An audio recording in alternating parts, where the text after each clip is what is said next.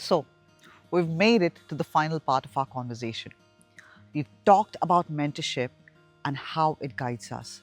We've talked about sponsorship and how it lifts us. But now, let's talk about something that holds us: sisterhood.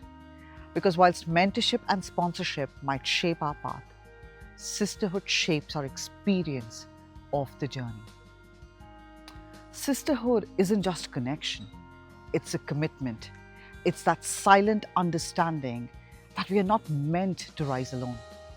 It's that unshakable belief that your win is not my loss, it's an invitation.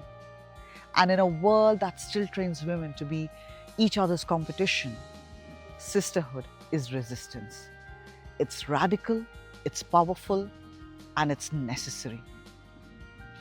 So, what does sisterhood look like in practice? Let's get real.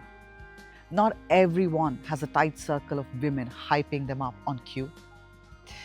Sisterhood isn't always obvious, but it can be built, nurtured, and modeled. And here are some real everyday ways to practice sisterhood, whether you're leading a team, navigating corporate life, or simply trying to show up better. 1. Celebrate her wins genuinely and publicly. When a woman achieves something, a promotion, a launch, a breakthrough, be loud about it. Tag her, cheer her on, name her success in rooms she's not even in. Because when we get in the habit of amplifying each other, we begin to shift culture from silence to celebration. 2. Correct the only one narrative. If you've ever been the only woman, for instance, the only woman of color, or the only mom in the room, you know how isolating it feels. So when you get a seat at the table, pull up another chair. Recommend another woman for the board, the panel, the project. And when someone says we already have one, let them know one is not enough. 3. Share the information we were once gatekept from. Knowledge is power, and historically it's been withheld from women. So normalize this. Here's the rate I charge. This is the salary I negotiated for. This is how I prepared for that interview. Or here's the grant I applied for, and you'd be perfect for it too. Transparency is sisterhood. Gatekeeping is fear, and we don't have time for that. 4. Show up for the unseen work. Not everything is about big wins and LinkedIn posts. Sometimes sisterhood is showing up when things fall apart, checking in when someone goes quiet, holding space for grief, burnout, or transition, covering for her when she needs a moment to breathe. This is the invisible glue that holds the community together. 5. Use your voice even when it's uncomfortable.